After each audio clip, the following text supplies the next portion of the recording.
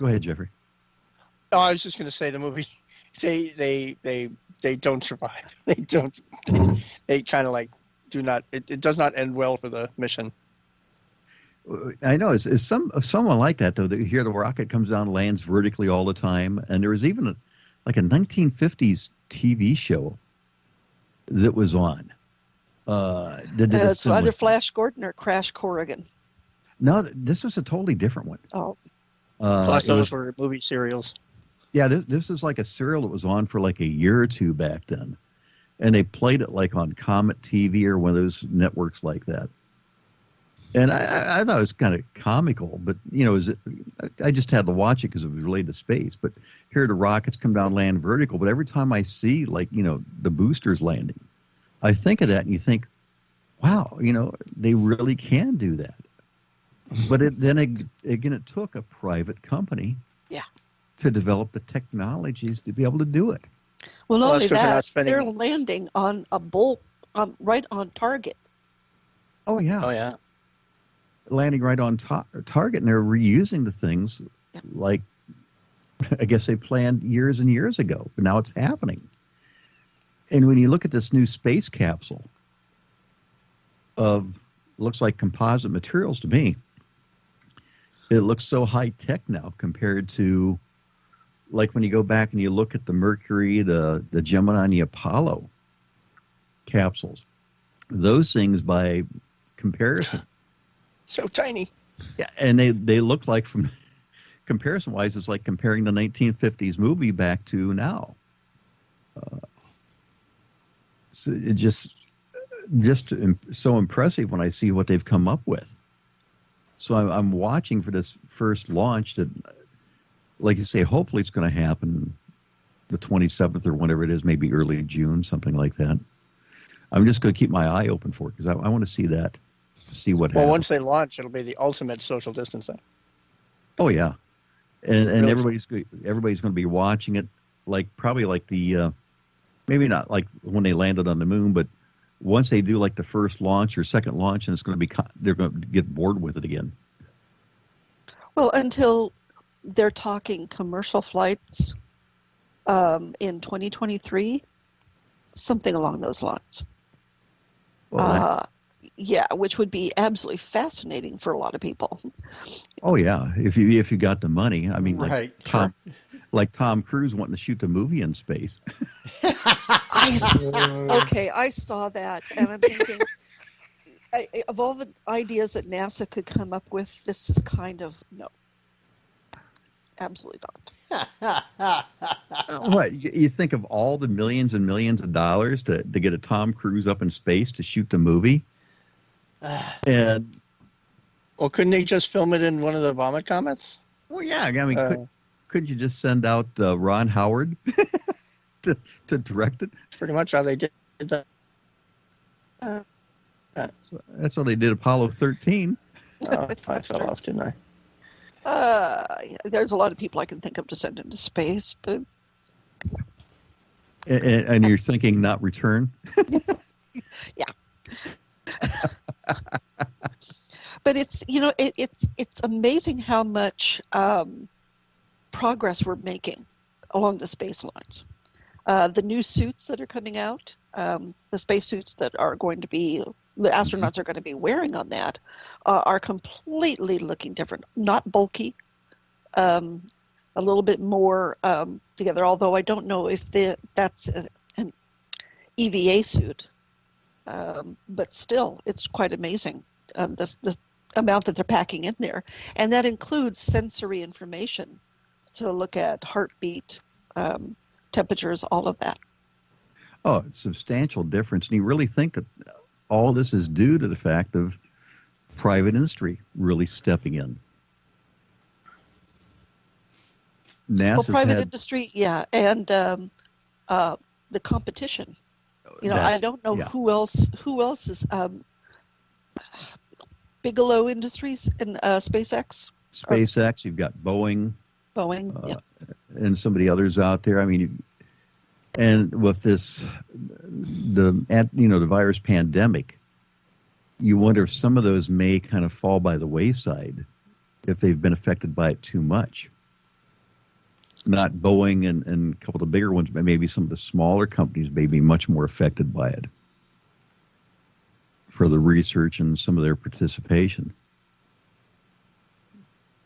Wow. Yeah, because there's a lot of subcontractors that they're using, correct? That's it. A lot of subcontractors, and there's just been so much development, like you say, but you go back maybe just 10 years even.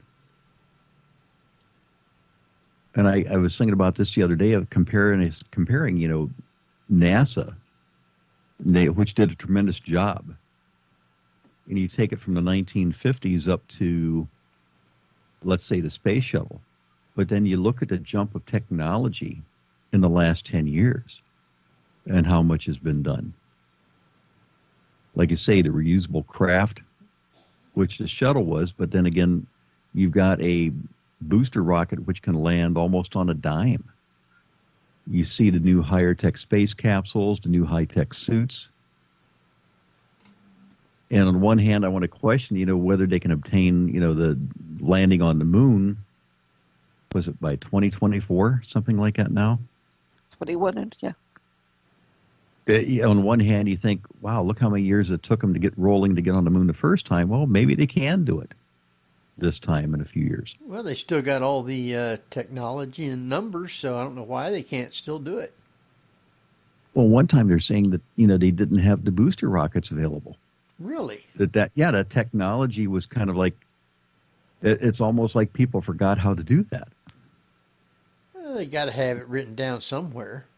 Yeah, you've got to have something. I mean, You've got rockets setting down at Cape Canaveral that are the same boosters, the same rockets that they used back then in the Saturn V. Wow. Well, it's not just that.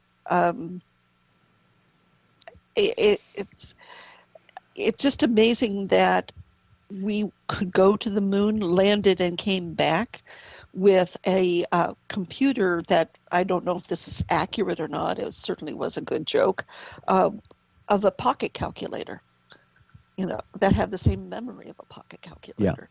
Yeah, that I would believe. And now we have these supercomputers running, and we could, minimize the space that's needed on a spacecraft for all the instrumentation, and lighten up the load quite a bit. Oh, definitely. You think comparison-wise, the difference in electronics between then and now. I was fortunate enough to go down and see inside of some of the capsules up close. And when you look at the old Apollo Mercury space capsule, I mean, here's these toggle switches and stuff in there that's the same type of toggle switches I was using for like regular devices around the house. And you think of how much weight those things had to them. You look at how archaic they were inside, and I'm like, I gave the astronauts back then credit for even getting inside these things, because to me it was like being stuck inside of a tomato can and put on top of a rocket and shot into space. Yeah. It was that scary. So I give the astronauts back then a tremendous amount of respect for what they did. So do I understand that the Chinese has landed a man on the moon on the backside of it? No, they landed a probe. Yeah, probe. A probe. Okay. Yeah. Did they find anything there? Of course, they're probably not going to release any information that they got from there, but if they could do it, we should have already done it also. Yeah, we should have, but we haven't of any knowledge I've got. No. But they don't have probes on the Mars, which we do. So, and it's probably far more habitable than the moon. Probably true. Yeah. But then there's a lot of gases in there on Mars, so it'd be kind of treacherous. Well, you got radiation and everything. Well, and then if you want to get into some of the off-the-wall stories, Henry, about, well, there are individuals out there promoting stories about we have been on Mars.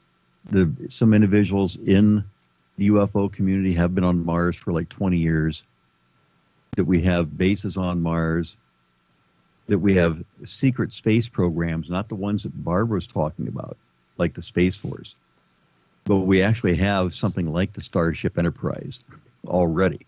Really? Oh, yeah. I'm not saying I believe it. So But you have different ones bringing up talking about that. Yes, we do. how long would it actually take to go from here to Mars? Well, that I haven't heard. And that they can go to warp. You go to warp speed, huh? Yeah. Well, warp speed is, faster than light, theoretically. Creating a warp bubble, static warp field bubble around the ship. And that's how it's able to travel as quickly as it can. Yes, but see, a couple of ones, and this is where I've got trouble with some of these stories. A couple of ones talking about this. One even talks about having like a Stargate to get there. That's basically what he's doing. He's basically going through like a Stargate. Boom. He was there for 20 years, and when he comes back, he really hasn't aged. All right. Okay. But yeah, these are some of the, let's just say to me, stories that you have to study a lot more. Yeah. Well, I mean, the interesting thing about space travel now, and if it becomes a little bit more commonplace, is, you remember the astronauts, Buzz Aldrin, talking about these light anomalies that they were seeing outside the spacecraft. And the more activity we have sending people to space, the more people are going to be able to see, right? Well, that's why NASA doesn't do live feeds anymore. Well, they do live feeds, but they cut them a lot. Well, the other question is if you get private individuals going up, are they going to be held to non-disclosure agreements if they see something outside the craft? Or if these people see something, can they come out and not be held to non-disclosure agreements? Will more information come out that way? That's been one of the questions. If you think about it, well, yeah, NASA can cut the feed. NASA can tell their people, well, no, this didn't happen. NASA may say, oh, we've got an answer for that. It was ice crystals or something, whatever else. But if Elsa was the co-pilot. Yeah, but if it's a private thing, if it's a private individual, can they, basically shut them down? Or let's say if that private individual happens to have their own camera, can NASA or whoever come back and basically confiscate the video and basically block it from being shown? Well, the SpaceX program at the moment is running concurrent with NASA, correct? Yes. So they would have to fall under NASA guidelines for any of that. But any privatization of a spacecraft, for example, if it becomes like, 2001, was it Pan Am? Was flying shuttles to the space station. Yeah, it's something along those lines where you pay a private organization to, NASA would have no control. The government wouldn't have any control. Correct. Right. That's it. Yeah. That's the way I interpret it. Yeah. So, I mean, the idea of even mass production of some of these rockets, which seems to be easily done. I mean, I think most of the issues now have just been testing prototypes. But the actual building of the rockets would be relatively quick. It seems to be. Look at what, in this case, Elon Musk is doing. He's the best example right now. I mean, with SpaceX, here they're reusing the boosters, but these satellites that they're launching for Starlink, they're scheduling like 60 satellites every month. Well, think about that. Building 60 satellites. They're not already all built. They're building them. And they're under this time frame, and every month they're launching like 60 of them, or at least that's what's on the schedule. And they can put 60 in one rocket. And you wonder what kind of information some of those satellites are actually pulling out. True. Now, again, they're mostly geared for internet. At least that's the whole idea, is to improve communication. And probably Jeff Bezos is out there going, yeah, internet, yeah, promote Amazon. But here's the thing, too. With every single launch that they're doing, and it seems to be like one every 3 weeks, 4 weeks, they're fast. Oh, yeah. So, and every single time they're perfecting their boosters coming back down, the thing that they have catching the primary booster out at sea, they're nailing those landings now. Before it was sort of hit and miss, but now they're getting really, really good at it. So the more that they're shooting up into space, the better that they're getting on actually putting people up there and having them return safely. That's right. They're perfecting everything. I mean, I think it was even on the last one or one of the last ones, some of the panels they were actually able to recover now too, that they hadn't been doing in the past. Right. So now you're looking at recovering more at components. But you're right, they're perfecting their techniques every single time. So you wonder, It's gonna be great. you wonder the stuff that comes back, how much radiation it has. No Andromeda strain. Yeah. Already got that. Yeah, well, that's a good question. You don't know how much it's attaining, after somebody launches. Yeah. I haven't seen numbers on that, but it'd be something to look at. Wow. Our time is zooming right on by. We're down to, I don't know, maybe 4 minutes 7 minutes. show before we start, 6. cutting down. I know you sent me a couple pictures of your robots. Now, do you have them programmed to do very much at all? I mean, like, are they fixing your dinner for you? No. I wish. I wish. Nah, these are the things that, as the kid growing up, when I did, and you grew up in the same time frame, basically, back in the 1960s, we didn't have a whole lot. And now it's my second childhood, as I call it. But the thing I'm doing is with my 3D printers, I'm designing everything out, printing them all out. But I'm putting microprocessors in them, and I'm gradually tweaking as I go. So it's going back and learning all these new skills at this age in life, basically. And that's the challenge sometimes, because there's sometimes that you do stupid stuff like, I was looking around for something. I was looking around for some heat shrink material today. I was doing some electrical work, and I couldn't find it, Henry, and I looked 3 inches in front of my face, and it was right there. That's like me. Yeah. But I keep improving the programming side. And it won't bring me dinner, won't do things like that. But the thing I hope, though, is to be able to create some of these things from like the old 1960s movies, right. 1950s movies. Like You'll Robbie. see him walking around the room. You'll see him doing basic things. But the thing I'm proud of is it's something that's done with spools of plastic, a design program, and some microprocessing chips, and putting it all together myself. That's the thing I enjoy about it. So That's the challenge. So will they be on the store shelves for Christmas? Now, I put it this way: I couldn't afford to sell them for the hours I put into them.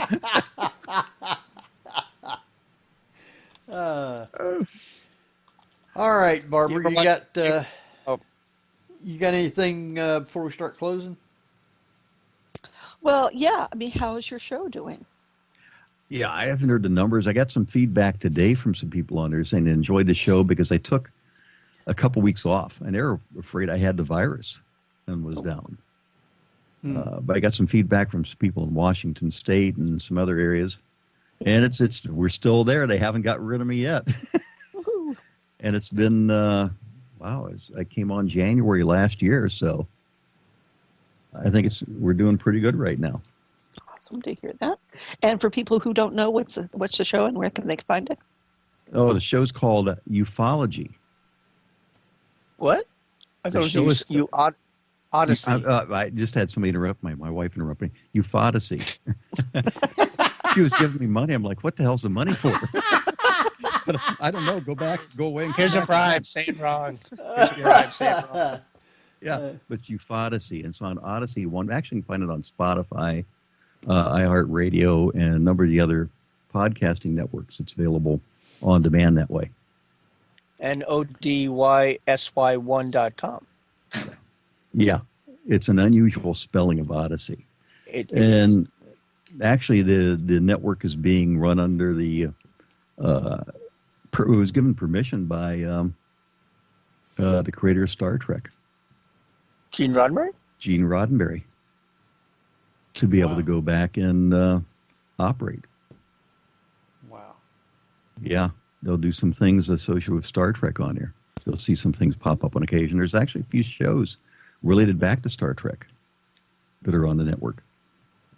Cool. You mean episodes or? No, it's actually one of the characters that passed away. That was Quark. Armin. I didn't know Armin Yeah. Shimmerman had died. Yeah, he passed away. He actually had his own show on the network for a while. Wow. Yeah. So, I guess if people want to get a hold of you because they've seen a UFO, how do they get a hold of you? Well, if they want to get a hold of me, they can reach out to me through the Ohio MUFON.com website. So it's all OhioMUFON.com.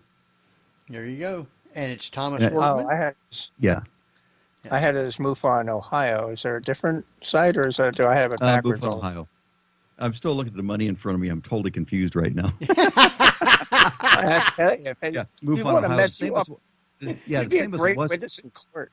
Yeah, the same as it wasn't Quark, but it was one of the other characters though on MUFON. Or I mean on Star Trek. Okay, so not Yeah. Armin. So Yeah, now I not- don't know. Yeah. All right. That's what happens when you put money in front of my face and I'm not used to it. I'm serious. I'm looking at these like, wow, how much is here? Yeah, she was wanting something, What I that's did- for sure. What did I do right? All right. I want to thank everybody for listening and being here tonight, and great questions, and hope you enjoyed the show. You can get a hold of us right here next week at the same time, and we will see you then, because it's just about time for us to go, and I want to thank Thomas for being on with us tonight. So see you next week at the same time. So this is Henry Foister. Jeffrey Gould. And Barbara Duncan. See you then. Good night, everybody.